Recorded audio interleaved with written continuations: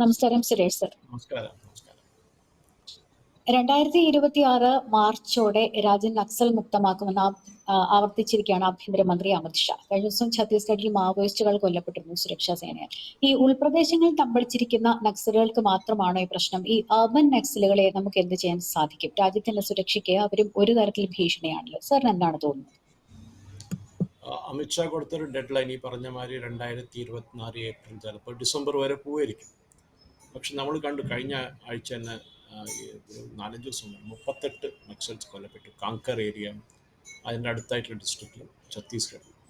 നമുക്കറിയാം നമ്മുടെ രാഷ്ട്രത്തിൽ ചില സംസ്ഥാനങ്ങളിലാണ് ഈ നക്സലൈറ്റ്സ് തമ്പടിച്ചിരുന്നത്. അതിലൊന്ന് ആദ്യം തെലങ്കാനയായിരുന്നു. തെലങ്കാന എന്ന് പറഞ്ഞാൽ ആന്ധ്രാപ്രദേശായിരുന്ന സമയത്ത്. ആന്ധ്രാപ്രദേശിൽ നിന്നാണ് നക്സൽ ലീഡേഴ്സ് എല്ലാവരും ഇപ്പം നമ്മൾ ഫസ്റ്റ് പീപ്പിൾസ് വാർ ഗ്രൂപ്പ് എന്ന് പറഞ്ഞാൽ ഇവർ തുടങ്ങി വെച്ചതാണ്. പിന്നെ അവിടെ കരൺ മജുംദാറും അവരൊക്കെ കൂടിയിട്ട് തുടങ്ങിയതായിരുന്നു നക്സൽബാരി വില്ലേജ് എന്നുള്ള നക്സലൈറ്റ് മൂവ്മെൻറ്റ് അവിടെ തുടങ്ങിയതായിരുന്നു. പക്ഷേ അതിൻ്റെ ടോപ്പ് ലീഡർഷിപ്പ് എല്ലാം കുറേ കാലം കഴിഞ്ഞപ്പോൾ PWG, പിന്നെ CPI മാവോയിസ്റ്റായി. മാവോയിസ്റ്റിന് പിന്നെ ഇപ്പോൾ ഈ പറഞ്ഞ മാതിരി നക്സൽ ഗ്രൂപ്പ്സിൻ്റെ ഓരോരോ പേരായി മാറി മാറി വരും. പക്ഷേ ഇവരുടെ എല്ലാം ടോപ്പ് ലീഡർഷിപ്പ് എല്ലാം ആന്ധ്രക്കാരായിരുന്നു, തെലുഗു സ്പീക്കിംഗ്. തെലങ്കാനയിൽ നിന്ന് ആന്ധ്രാപ്രദേശിൽ പഠിച്ചു വന്ന എഞ്ചിനീയറിംഗ് കോളേജ് ഗണപതി ആവാം, മുപ്പല ഗണപതി, ഇവരും ബാക്കി എല്ലാ ടോപ്പ് നേതാക്കളെല്ലാം ഇപ്പോഴും നമ്മൾ എൻകൗണ്ടറിൽ ഓരോ പ്രാവശ്യം പേരുകൾ കാണുമ്പോൾ ഒക്കെ തെലങ്കാനയിൽ നിന്നുള്ള നക്സൽ ലീഡേഴ്സിൻ്റെ പേരാണ് കാണുന്നത്. അതിനൊരു കാരണമുണ്ട്, അതിനൊരു ലോജിക്ക് ഉണ്ടായിരുന്നു. ഒരു കാലത്ത് ഒരു നക്സലായിട്ട് നടക്കുക എന്ന് പറഞ്ഞാൽ അതിനൊരു റൊമാൻറ്റിസിസം ഉണ്ടായിരുന്നു. പണ്ട് പറയായിരുന്നു, നമ്മൾ 16 വയസ്സിലൊരു കമ്മ്യൂണിസ്റ്റ് ആയില്ലെങ്കിൽ നിങ്ങൾക്ക് എന്തോ കുഴപ്പമുണ്ട്. പിന്നെ അത് 36 വയസ്സ് കഴിയുമ്പോൾ 35 വയസ്സ്, if you are still A communist then something is wrong with you. അതാണ് നക്സലിസത്തിൻ്റെയും ഒരു റൊമാൻസ് ഉണ്ടായിരുന്നു. കോളേജിൽ പഠിക്കുമ്പോൾ ഞാൻ ഉസ്മാനിയയിലാണ് പഠിച്ചത്. ഉസ്മാനിയ യൂണിവേഴ്സിറ്റിയിൽ ഈ പറഞ്ഞ മാതിരി ഇതിൻ്റെ ഒരു കേന്ദ്രമാണ് നക്സലിസത്തിൽ. ഉസ്മാനിയ എന്നായിരുന്നു ഇതിൻ്റെ ഒരു എന്താ പറയുക ഒരു റൈസിങ് അപ്പ് നടന്നത്. പക്ഷെ നമ്മൾ കണ്ടു കുറേ കാലം കഴിഞ്ഞപ്പോൾ ഉസ്മാനിയ, കാക്കത്തിയ അങ്ങനത്തെ യൂണിവേഴ്സിറ്റിയിലൊക്കെ പോലീസുകാർ ഈ ഗ്രൂപ്പ്സിനെല്ലാം ഇൻഫിൽട്രേറ്റ് ചെയ്ത് അവർ കംപ്ലീറ്റ് ആയിട്ട് എൻകൗണ്ടർ ചെയ്തവരെ കൊന്നുകളഞ്ഞു കുറേ പേര്. അതേമാതിരി ഈ ഏജൻസി ഏരിയാസ് എന്ന് പറയുന്നത് ആന്ധ്രാപ്രദേശ്, ദാറ്റ് ഈസ് നക്സലൈറ്റ് ബോർഡറിലുള്ള ആന്ധ്രാപ്രദേശും ഒഡീസയും കൂടിയുള്ള ബോർഡറിൽ ഗഞ്ചം, ഈ പറഞ്ഞ മാതിരി അറക്കു, ആ ഏരിയയിലൊക്കെ ഏജൻസി ഏരിയ എന്നതിന് പറയും. അവിടെയൊക്കെ നക്സലിസത്തിന് വലിയൊരു എന്താ പറയുക ഇൻഫ്ലുവൻസ് ഉണ്ടായിരുന്നു. പക്ഷെ അത് കഴിഞ്ഞിട്ടാണ് ഈ ദണ്ഡക്കാരിൻ്റെ ബെൽറ്റ് എന്ന് പറയുന്നത്. നമ്മൾ നേപ്പാളിൽ നോക്കുകയാണെങ്കിൽ ബീഹാറിൽ കൂടെ വന്ന് ജാർഖണ്ഡ്, ബീഹാർ, മധ്യപ്രദേശ്, ദാറ്റ് ഈസ് ഛത്തീസ്ഗഡ് നിന്ന് ഇങ്ങനെ വന്ന് തെലങ്കാന അങ്ങനെ കിടക്കുകയും ചെയ്യും. അത് കാരണം നമ്മൾ നക്സലിസത്തിൻ്റെ അധികം ഇമ്പാക്റ്റ് കർണാടകത്തിൽ കേൾക്കാത്തത്, തമിഴ്നാട്ടിൽ അധികം കേട്ടിട്ടില്ല. നമ്മൾ കേരളത്തിൽ പിന്നെ അട്ടപ്പാടി ആ സൈഡിൽ കുറച്ചൊരു ഇതുണ്ട്. പക്ഷെ അങ്ങനെ ഒരു വലിയൊരു നക്സലൈറ്റ് ഇതില്ല. പക്ഷേ ചില സ്ഥലങ്ങളിൽ നമ്മളിപ്പോൾ ഗദ്രിച്ചോലിയുണ്ട് മഹാരാഷ്ട്രയിൽ, അതുമാതിരി കങ്കറും ബീജാപ്പൂറും ഈ പറഞ്ഞ മാതിരി സുക്മ, ഇതൊക്കെയാണ് ഈ സൈഡിലുള്ള ടുവേർഡ്സ് ഈസ്റ്റേൺ സൈഡ്, ഛത്തീസ്ഗഡ് ആയാലും ജാർഖണ്ഡ് ആയാലും. പക്ഷേ അമിത്ഷാ വന്നപ്പോൾ തൊട്ട്, അമിത്ഷാ ഫസ്റ്റ് ടേമിൽ അത്ര ഒരു ഇതുണ്ടായിരുന്നില്ല, ഈ അർബൻ നക്സൽസിൻ്റെ ഇൻഫ്ലുവൻസ് കൂടുതലായിരുന്നു.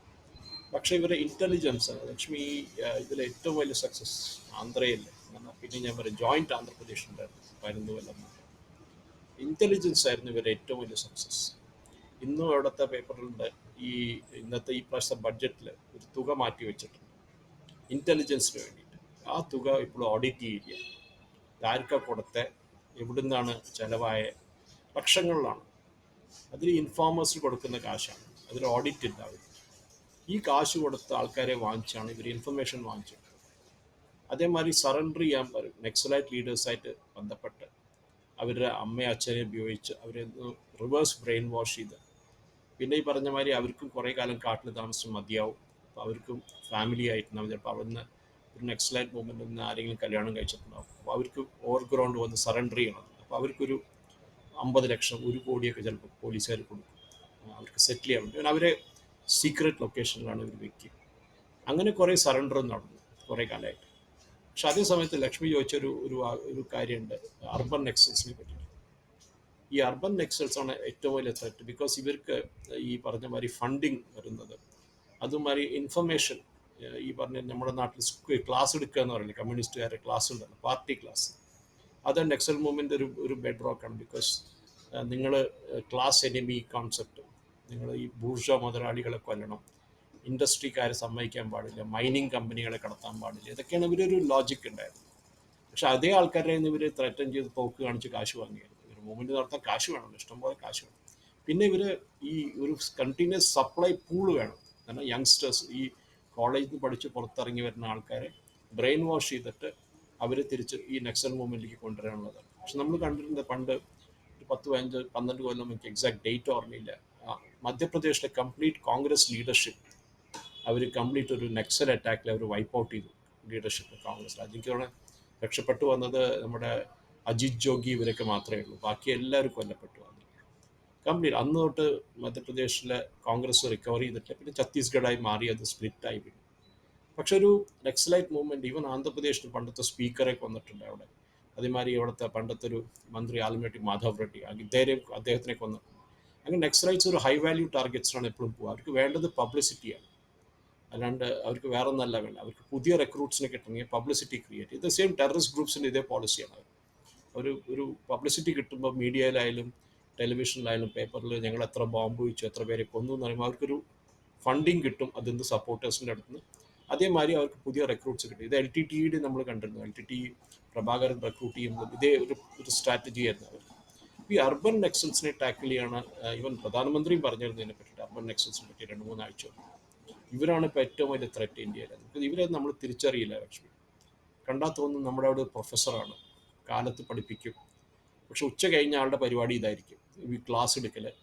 പിന്നെ ഈ പറഞ്ഞ മാതിരി ഇവർ കൊറിയറായിട്ട് ആക്ട് ചെയ്യും. തന്നെ ഇവിടുന്ന് സിറ്റിയിൽ നിന്ന് ഈ നക്സൽ ഏരിയയിലേക്ക് ഇൻഫർമേഷൻ എത്തിക്കാൻ വേണ്ടിയിട്ട് നമുക്ക് ഫോണൊന്നും ഉപയോഗിക്കാൻ പറ്റില്ല. നമുക്ക് ഫോണിൻ്റെ കണക്ഷൻ ഇല്ല കുറേ ഏരിയാസിൽ.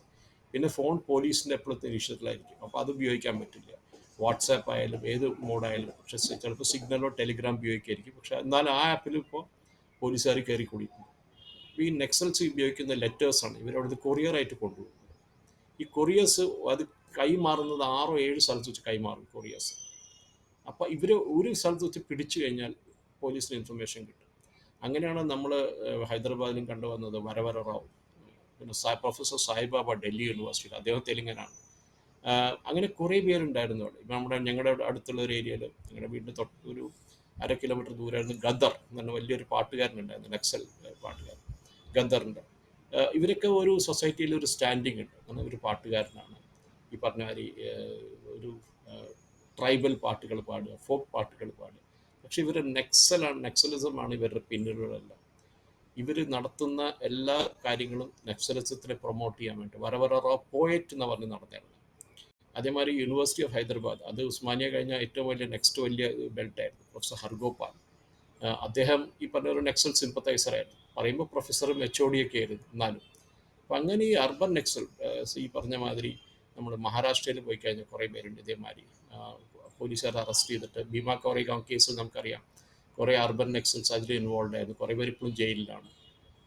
ഇത് ഒറീസ സൈഡിലും ഇതേമാതിരി പ്രൊഫസേഴ്സ് കുറേ പേര്, ബുദ്ധിജീവികൾ കുറേ പേരൊക്കെ ഉണ്ട്, എഴുത്തുകാരുണ്ട്. ഇവരൊക്കെയാണ് ഈ അർബൻ നെക്സൽസ്. ഈ നമുക്ക് റൂറൽ ഏരിയാസിൽ നെക്സലിസം ടാക്കിൾ ചെയ്യാൻ ലക്ഷ്യം. പക്ഷേ ഈ അർബൻ ഏരിയയിലെ നെക്സൽസാണ് ഏറ്റവും ഡേഞ്ചറസ്. ബിക്കോസ് ഇവരാണ് ഈ മൂവ്മെൻറ്റ് നടത്തിക്കൊണ്ട് പോകുന്നത്. ഇവർക്ക് ഒരു ജുഡീഷ്യറായിട്ടൊരു കണക്ഷൻ ഉണ്ട്. അതുകൊണ്ട് ഇവരെ ജയിലിൽ എന്ന് പോലീസുകാർ പിടിച്ചിട്ട് പോയോ അന്ന് വൈകുന്നേരം തന്നെ ജാമ്യത്തിന് വേണ്ടി വാദിക്കാൻ വേണ്ടിയിട്ട് പ്രശാന്ത് ഭൂഷണും ഇന്ദിരാ ജയ്സിംഗും ദുഷ്യന്ത് ദാവെ ഇങ്ങനത്തെ വലിയ വലിയ ആൾക്കാർ, കപിൽ സിബലൊക്കെ ഇറങ്ങും. കാരണം അത്ര കാശാണ് ഇവരുടെ കയ്യിലുള്ളത്. ഈ വലിയ വലിയ അഡ്വക്കേറ്റ്സിനെ ഇറക്കാൻ പറ്റും. ഇവർക്ക് ഇറക്കി അവർ എങ്ങനെയെങ്കിലും ജാമ്യത്തിൽ ഇറക്കും. ഇതാണ് അർബൻ നക്സൽ. അതിൻ്റെ ഒരു കോൺസെപ്റ്റ് നമ്മൾ കശ്മീർ ഫയൽ സിനിമയിൽ കണ്ടിരുന്നു. ഒരു ഡിഫറെൻറ്റ് കോണ്ടെക്സ്റ്റിലാണ്. പക്ഷേ അതിൽ ഒരു സ്റ്റേറ്റ്മെൻറ്റ് ഉണ്ടായിരുന്നു, സർക്കാർ ഉൻകി ഹോഗി ലേക്കിൻ സിസ്റ്റം ഹമാറാ ഹൈ. പല്ലവി ജോഷിയുടെ ഒരു ഡയലോഗ് ഉണ്ടത്. അതിപ്പോഴും കറക്റ്റാണ്. മോദി ഗവൺമെൻറ് വന്നാലും, മോദി സർക്കാർ എത്ര കാലം 11 കൊല്ലങ്ങളായി. പക്ഷേ 11 കൊല്ലത്തിലും മോദി ഗവൺമെൻറ് പണി ചെയ്തുകൊണ്ട് വരുന്നത്. പക്ഷേ ഈ സിസ്റ്റം റൺ ചെയ്യുന്നത് ഇപ്പോഴും ഈ അർബൻ നെക്സൽസാണ്. അതാണ് നമ്മൾ കാണുന്ന രാത്രി പിടിച്ചുകൊണ്ട് പോയാലും 6 മണി 7 മണിക്ക് ജഡ്ജിമാരവരെ വീട്ടിൽ വെച്ച് ഹിയറിംഗ് നടത്തുന്നത് ഈ അർബൻ നെക്സൽസിന് വേണ്ടിയിട്ട്.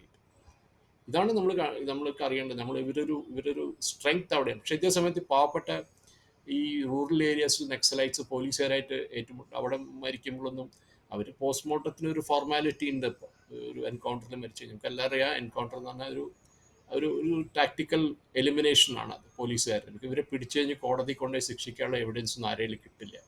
അപ്പോൾ കയ്യിൽ കിട്ടി അവരെ കൊല്ലും. അപ്പോൾ അവരും നക്സൽസ് അതേമാതിരി പോലീസുകാരെ കിട്ടിക്കഴിഞ്ഞാൽ അവർ കൊല്ലും. പിന്നെ പോലീസ് ഇൻഫോമേഴ്സ്, പോലീസ് കാശ് കൊടുത്ത് ആദ്യം പറഞ്ഞ മാതിരി ഞാൻ ഇൻഫർമേഷൻ എടുക്കുന്ന ആൾക്കാരുണ്ട് ഓരോ വില്ലേജിലും ഓരോ സ്ഥലത്ത്, അവർക്ക് കാശ് കൊടുത്തു അവരെ കൊല്ലും. അപ്പോൾ ഇതൊരു കണ്ടിന്യൂസ് സൈക്കിളായിരുന്നു. ഈ സൈക്കിളിനെ ബ്രേക്ക് ചെയ്യാനാണ് അമിത്ഷാ ഒരു ഫ്രീ ഹാൻഡ് കൊടുത്ത് CRPFിൻ്റെ കോബ്ര ബറ്റാലിയൻ ആവട്ടെ, ആന്ധ്രയും തെലങ്കാനയിലെ ഗ്രേ ഹൗണ്ട്സ് എന്നിട്ട് വൺ ഓഫ് ദ ബെസ്റ്റ്, ഞാൻ പറയുകയാണെങ്കിൽ നമ്മുടെ നാഷണൽ സെക്യൂരിറ്റി ഗാർഡ് കഴിഞ്ഞ് കഴിഞ്ഞാൽ ഏറ്റവും ഹൈലി ട്രെയിൻഡ് ആൻഡ് മോട്ടിവേറ്റഡ് ആയിട്ടുള്ള ഫോഴ്സാണ്. പിന്നെ കേരളത്തിലേക്ക് തണ്ടർ ബോൾട്ട് ഉണ്ട് കേരളത്തിൽ. ഇങ്ങനെ ഒരു ആൻറ്റി നെക്സലൈറ്റ് ഒരു കമാൻഡോ ഫോഴ്സ് ക്രിയേറ്റ് ചെയ്ത് ഇവരെ ടാക്കിൾ ചെയ്യാനാണ് പരിപാടി. പക്ഷെ അതിൽ ഒരു തരം ഓൾമോസ്റ്റ് ഒരു 80% നെക്സലൈറ്റ് ഫോഴ്സിനെ ഇവരെ എലിമിനേറ്റ് ചെയ്ത് കഴിഞ്ഞു, ഒരു ലീഡറിനൊക്കെ അറസ്റ്റ് ചെയ്ത് കഴിഞ്ഞു, കാശ് കൊടുത്ത് വാങ്ങിച്ചു കുറേ പേര്. പക്ഷേ ഈ അർബൻ നെക്സൽസിന് സ്പെഷ്യലി നമ്മുടെ നാട്ടിലറിയാം, നമുക്ക് ലെഫ്റ്റ് വിങ് തോട്ട് ഉള്ള കുറേ ഈ പറഞ്ഞ മാതിരി ബുദ്ധിജീവികൾ കുറേ പേരുണ്ട്, അതിൽ എഴുത്തുകാരുണ്ട്, എന്താ പറയുക, ന്യൂസ് പേപ്പർ മീഡിയയിൽ വർക്ക് ചെയ്യുന്ന കുറേ പേരുണ്ട്, പിന്നെ പോയട്രി എഴുതുന്ന ആൾക്കാരുണ്ട്. പക്ഷേ അതൊക്കെ ഇവരുടെ ഒരു കവറാണ്. അതൊരു എന്താ പറയുക, സൊസൈറ്റിയിൽ ഒരു റെസ്പെക്റ്റബിലിറ്റി കിട്ടും. പക്ഷെ പിന്നെ ഇവർ നടത്തുന്ന പരിപാടിയാണ് ഇതാണ് ഇപ്പോൾ ഈ പറഞ്ഞ യൂണിയൻ ഗവൺമെൻറ് ടാക്കിൾ ചെയ്യുന്നത്. ഇവരിപ്പോൾ നമുക്ക് വേണമെങ്കിൽ ഇപ്പോൾ യൂണിയൻ ഗവൺമെൻറ് പിടിച്ചു കഴിഞ്ഞാൽ UAPAലോ എന്തിലെങ്കിലും കൊണ്ട് അറസ്റ്റ് ചെയ്ത് കൊണ്ടിടാൻ പറ്റും. പക്ഷേ 2 കൊല്ലം കഴിഞ്ഞാൽ പിന്നെയും പുറത്തിറങ്ങി വരും. അതിനുള്ളിൽ തന്നെ ചിലപ്പോൾ ഇവർക്ക് ജാമ്യം കിട്ടും. ഇതൊക്കെ ഉണ്ട്. പിന്നെ ഭീമ കോരേഗാവ് കേസിൽ കണ്ടിട്ടുണ്ട്, കുറേ പേർക്ക് ജാമ്യം കിട്ടി അതിൽ ഓൾറെഡി. ഇവന്തോ അതിൽ കുറേ നക്സൽ ഔട്ട്ഫിറ്റ്സ് ഉണ്ടായിരുന്നു, ടെററിസ്റ്റ് കേസസ് ഉണ്ടായിരുന്നു, കുറേ ഉണ്ട്. ഇപ്പോൾ നമ്മുടെ നാട്ടിൽ PFIയുടെ കേസും അത് ചെയ്യണത്. അപ്പോൾ ഒരു ഡിഫറെൻറ്റ് ലെവലിൽ ഒരു അർബൻ നെക്സസിനെ ടാക്കിൾ ചെയ്യാൻ വേണ്ടിയിട്ടുള്ളത് ഈ ഇൻ്റലക്ച്വൽ ബോഡീസ്, ഈ തോട്ട് പ്രോസസ്സും ഈ പ്രൊഫസേഴ്സിനെയൊക്കെയാണ് നെക്സ്റ്റ് യൂണിയൻ ഗവൺമെൻറ് ടാക്കിൾ ചെയ്യാൻ പോകുന്നത്.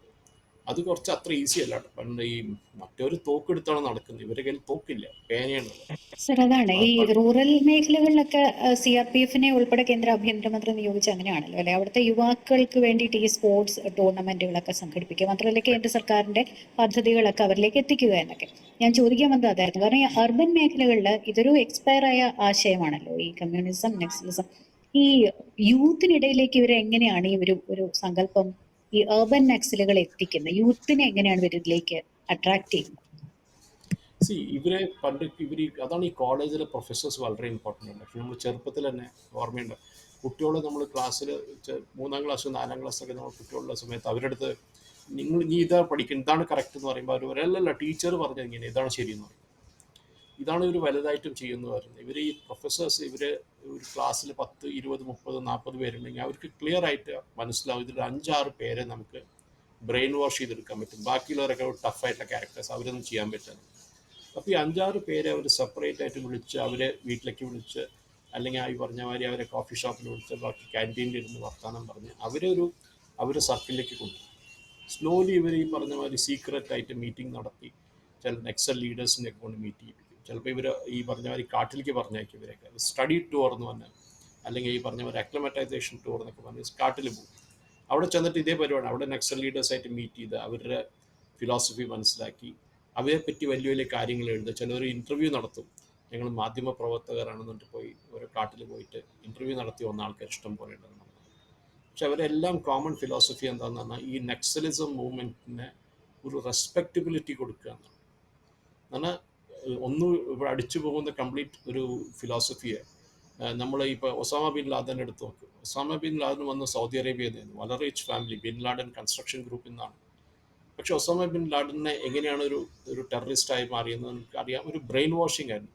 സൗദി എസ്റ്റാബ്ലിഷ്മെൻറ്റ് അഗെയിൻസ്റ്റ്, സൗദി അറേബ്യയിലെ മൊണാർക്കിയുടെ അഗെയിൻസ്റ്റ്, അവിടെ മാറ്റങ്ങൾ വരുത്തണം. അങ്ങനെ വന്ന് ബ്രെയിൻ വാഷ് ചെയ്ത് അവസാനം റഷ്യ അഫ്ഗാനിസ്ഥാനെ ആക്രമിച്ച്, പിന്നെ US അഫ്ഗാനിസ്ഥാനിൽ വന്നപ്പോൾ അവരൊരു ടെററിസ്റ്റ് ഗ്രൂപ്പായി മാറി. ഇതാണ് സെയിം അർബൻ നെക്സൽസ് ചെയ്യുന്നത്. ഈ കുട്ടികളെ ഇംപ്രഷബിൾ മൈൻഡ്സ് ആണ് അവരെ കൊണ്ടുപോയി അവരെ ബ്രെയിൻ വാഷ് ചെയ്ത്. നമ്മുടെ നാട്ടിൽ കാണാം, നമ്മുടെ നാട്ടിലെ ഈ സ്റ്റുഡൻറ്റ് ലീഡർഷിപ്പ് എല്ലാം അവരതാണ്, അവരെ ബ്രെയിൻ വാഷ് ചെയ്യണം. അവരെന്ത് പറഞ്ഞാലും അവർ ഫിലോസഫിയിൽ നിന്ന് അവർ മാറില്ല, അവർ സമ്മതിക്കില്ല അവർ തെറ്റ് ചെയ്തു എന്നുള്ള ഒരിക്കലും സമ്മതിക്കില്ല. അവരെത്ര ചെയ്താലും, കഞ്ചാവ് വിറ്റ് നടന്നാലും മയക്കുമരുന്ന് വിറ്റ് നടന്നാലും അവർ ഡിഫെൻഡ് ചെയ്യാൻ ഇവർ വരും എന്തായാലും. അതേമാതിരി അടിപിടി നടന്ന് കോളേജ് ക്യാമ്പസിൽ റാഗിങ് ചെയ്താൽ ഇവരൊക്കെ ഡിഫെൻഡ് ചെയ്യാൻ നിൽക്കും ഈ നേതാക്കൾ. അങ്ങനെയാണ് ഈ മൂവ്മെൻറ്റ് ബിൽഡപ്പായി വരുന്നത്, ഒരു കോർ ഗ്രൂപ്പ് ബിൽഡപ്പായി വരുന്നത്. അവരെയാണ് ഈ അർബൻ നെക്സൽസ് ടാക്കിൾ ചെയ്യുന്നത്, ഈ പ്രൊഫസേഴ്സും ഈ പറഞ്ഞ മാതിരി റൈറ്റേഴ്സും പോയറ്റ്സൊക്കെ. എന്നിട്ടാണ് ഇവരെ നെക്സ്റ്റ് ലെവലിലേക്ക് നെക്സലൈറ്റ് ലീഡർഷിപ്പിലേക്ക് കൊണ്ടുവരുന്നത്. ഇപ്പോൾ 10 പേരിൽ ഒരു 3 പേര് നെക്സലൈറ്റ് മൂവ്മെൻറ്റിലേക്ക് പോകും, ബാക്കി 7 പേര് അർബൻ നെക്സൽസായി നിൽക്കും, അവരൊരു സപ്പോർട്ട് ഗ്രൂപ്പായിട്ട്.